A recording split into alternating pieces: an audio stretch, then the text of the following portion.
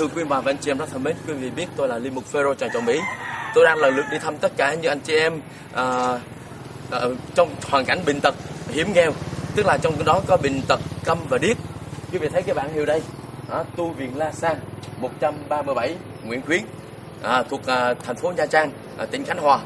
Thì tôi đã đến Nha Trang rồi và tôi bắt đầu lần lượt đi vào thăm các em bệnh câm điếc.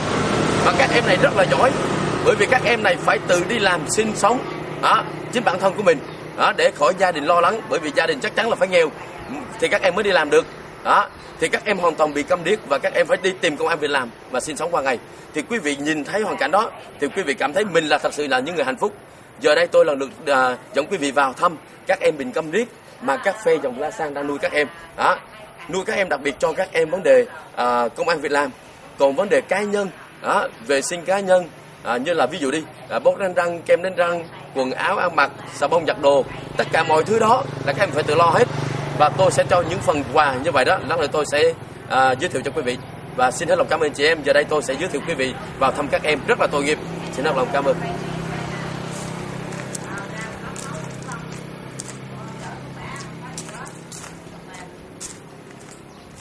Kính thưa quý vị và anh chị em rất thân mến, quý vị biết tôi là Linh Mục Phêrô Tràng Trọng Mỹ. Tôi đang lần lượt đi thăm tất cả những anh chị em bị cơn bão lụt vừa qua, cũng như bây giờ tôi đang lần lượt đi thăm những người bất hạnh, nghèo đói, cùng khổ hơn chúng ta. Thì quý vị biết bên tay phải của tôi là một phe dòng La Sang. Thưa phe, cho chúng con biết phe tên gì? Tôi tên Sơn ạ. Tên Sơn. Phe ở đây bao lâu rồi? Ở đây được hơn 1 năm rồi. Hơn 1 năm rồi. Rồi con nhìn thấy các em ở đây bị câm điếc đó. Phe đang phục vụ các em hả? Dạ vâng ạ. Và phe phục vụ các em bị câm điếc bệnh tật như thế này, phe cảm thấy sao? Cũng thấy có những lúc vui và cũng có những lúc buồn lắm. Bởi vì tôi không có thể trao đổi với mấy các em, cũng không thể nói được hết tất cả để cho em hiểu rõ hơn. Đó là cái nỗi buồn. Còn cái nỗi vui? Cái vui thì tôi cùng với các em làm việc đem được cái lợi ích cho chính bản thân các em, cho xã hội, để giúp các em vượt ra khỏi cái khó khăn của mình. Tốt quá rồi. Thưa về con thấy các em đang may đồ, ủi đồ á. Đây là công việc làm ăn của các phe, giúp cho các em để có công ăn việc làm, để có tiền sinh sống qua ngày, phải không các phe? Dạ đúng ạ. Dạ. Kính thưa anh chị em rất thân mến, quý vị thấy không? Các phe dòng La Sang thuộc giáp phần Nha Trang, thuộc tỉnh Khánh Hòa, rất là có lòng bác ái, yêu thương các em tàn tật và bất hạnh hơn chúng ta, bởi vì các em thuộc hàng người câm và điếc. Ở đây có 1-2 em nói được, nhưng các em là những người tật nguyền. Và quý vị nhìn thấy những hoàn cảnh như thế này lát nữa tôi sẽ chiếu từng người cho các quý vị coi, và quý vị sẽ cảm xúc, bởi vì các em là những người tàn tật mà còn các em có sức mạnh kỳ lạ để mà các em tự đi tìm công ăn việc làm, và nhờ hồng ân của các phe nuôi mà các em có công ăn việc làm, có tiền để các em nuôi sống chính mình, cho chính bản thân của mình. Thì thưa phe, thì đây là của ít lòng nhiều. Con thấy ở đây có 10 em thì con mua 10 gói quà. Thì mỗi gói quà con đều có một bộ đồ như thế này cho các em phái nữ. Thì có một cái khăn lau mặt hoặc là khăn tắm nhỏ. Rồi có một kem đánh răng. Rồi có một bịch xà bông giặt đồ. Tại vì con nghe nói là các em ở dơ quá, con phải mua xà bông giặt đồ. Dạ liền. Rồi con nghe nói là các em nhiều ngày chưa đánh răng nữa, phải đi mua bóp đánh răng. Đáng lẽ cha phải đi mua mấy cái bàn chải giặt đồ á, cho mấy con mình được, cha phải mua cái nhỏ hơn. Thì đây là món quà cho các em ha. Con cho con được phép phát cho mấy em ha. Ok. Nè con rất không gì dùm cho cha. Em này quý vị là nói được, nghe được mà như điều 2 chân con bị bại liệt hả? Dạ yếu gần. Yếu gần. Rồi, bây giờ con muốn lãnh phần quà đầu tiên không? Dạ không, con nên dành cho những người khác trước ạ. Đối với cha, cha nghĩ là con nên lãnh phần quà đầu tiên, bởi vì cha phải đút lót con trước để con giới thiệu cha từng người chứ. Nè, bây giờ con thấy không? Một bộ đồ, con cầm đi. Rồi, con là chuyên gia nhiều ngày không tắm này, khăn tắm. Rồi, nhiều ngày không giặt đồ này, có xà bông giặt đồ. Nhiều ngày không dùng kem đánh răng không? Không đánh răng thì có kem đánh răng và có bóp đánh răng nữa. Con vui không? Dạ vui. Thiệt không? Dạ thiệt, con cảm ơn cha nhiều lắm. Con cảm ơn cha nhiều. Còn chú là cha? Thì cha. Cha chú thương tất cả các con, cho nên cha mới đến đây thăm các con. Con nói đi.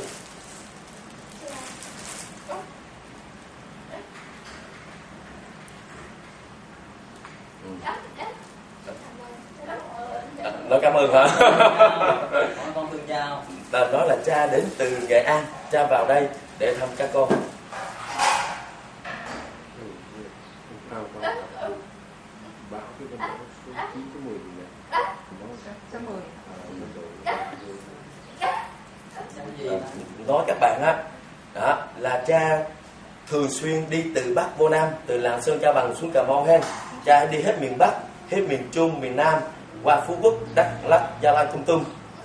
Cha đều đi hết và cha hoàn toàn đi thăm những anh chị em Bình Phong, Cùi ha, Sida, tâm thần, mù, câm điếc giống như hoàn cảnh các con và các em một cô khuyết tật. Đồng thời có các cô gái lầm lỡ, cha đều phải nuôi và chăm sóc hết. Đó, cô nói đi.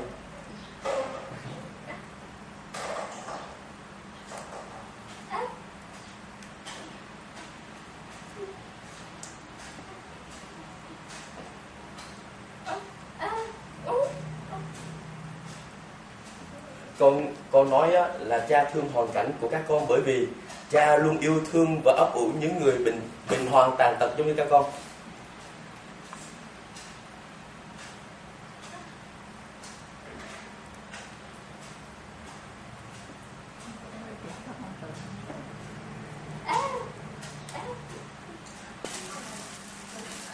Bây giờ con nói các bạn á là cha có 10 phần quà cho 10 các con mà 8 nữ và 2 nam, thì mỗi túi quà á, đều có một bộ đồ ha, đó, một cái khăn lau mặt, bởi vì cha nghe nói là các con ở dơ quá, cha phải mua một bộ đồ để cho các con thay, tại vì cha muốn các con là phải có vấn đề phẩm giá của con người phải cao hơn cha nữa.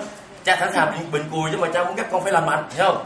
Rồi nghe nói các con nhiều ngày không lau mặt thì cha có khăn lau mặt, nhiều ngày không có đánh răng cha có bóp đánh răng, rồi nhiều ngày không giặt đồ thì cha có bao giặt đồ ha, rồi nhiều ngày không dùng bóp đánh răng mà không có kem đánh răng á thì cha mua kem đánh răng.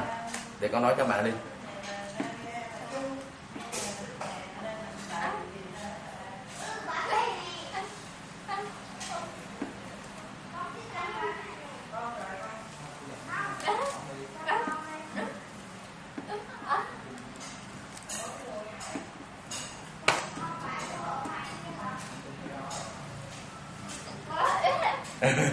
Con nói các bạn là con nói là đây là của ít lòng nhiều, mong các bạn vui lòng nhận dùm cho cha, bởi vì cha đi giúp quá nhiều người từ Bắc vô Nam ha.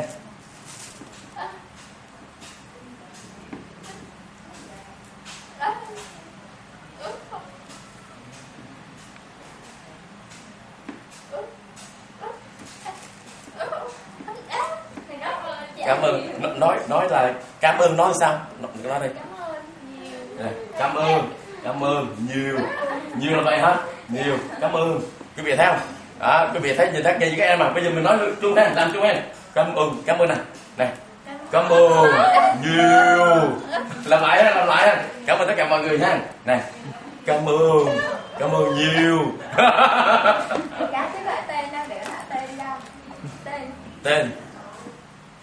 Tên gì? Ngọc hả? Ngọc. Tên Liên. L là Liên đúng không? L này, quý vị này, L này. Còn đây là làm lại. L I E N E, tức là Liên không quý vị? Liên. Rồi đứa này Ngọc làm đi, Ngọc con làm đi cho cha, con làm cho cha làm luôn. N không phải N Ngọc vô nặng này, vô nặng. Các con ngồi đó không sao đâu. Kính thưa anh chị em rất thân mến, một điều mà quý vị nên học hỏi nơi các em bị câm điếc như thế này là bởi vì các em là những người tàn tật, tật nguyền, mà như điều các em á phải từ đi làm sinh sống, quý vị thấy không?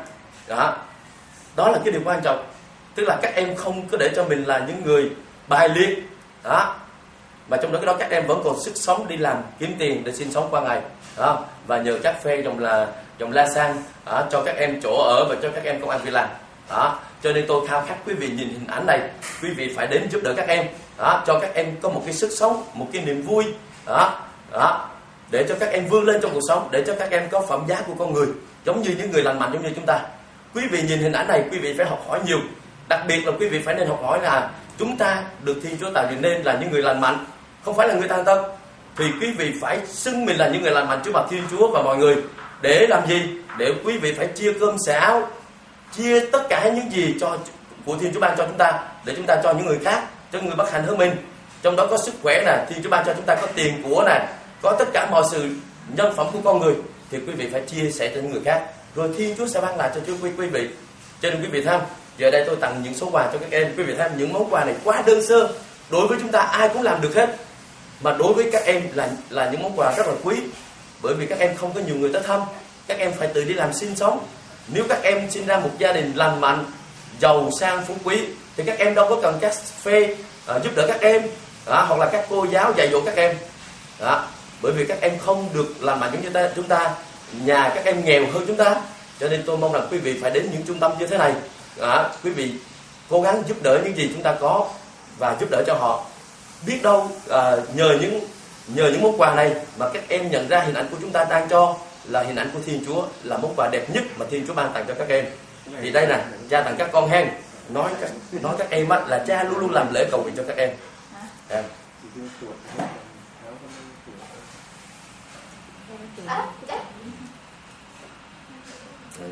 Rồi. Cảm ơn nhiều. Ok.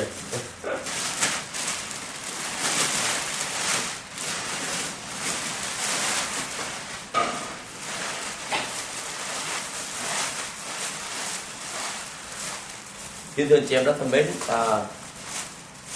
tuy đây là những món quà đơn sơ mà với điều nó thực tế, bởi vì các em cần dùng hàng ngày, cho nên tôi mới đi ra chợ và tôi mua về cho các em.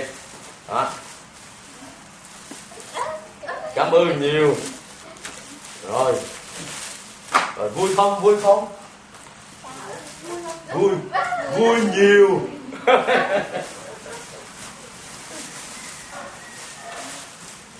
Rồi đây đồ phái nữ thế này.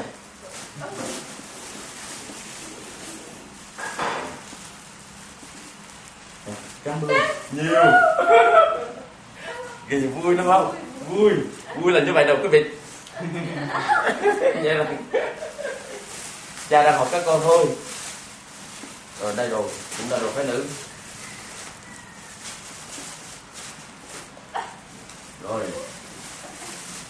vui không? Cảm ơn nhiều, vui. Cha chúc các con vô cùng. Đây. Cảm ơn cha, cảm ơn chú, cảm ơn cha. Vui không? Dạ vui.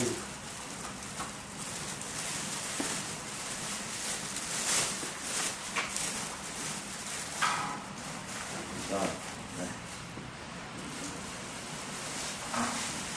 Rồi con vui không? Cảm ơn phải không? Cảm ơn là gì phải không? Cảm ơn nhiều, cười, vui. Vui. Vui.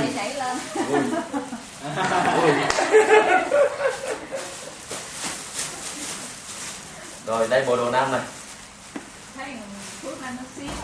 Đây, bộ đồ nam này, thấy chưa? Rồi, bộ đồ nam này. Bộ đồ nam thôi quý vị, gồm có một cái áo đẹp hơn cha này, có cha này. Đẹp không? Đẹp. Đó. Đẹp. Rồi một cái khăn, kem lên răng, bó lên răng, tao bó chắc đô. Cảm ơn nhiều. Đẹp.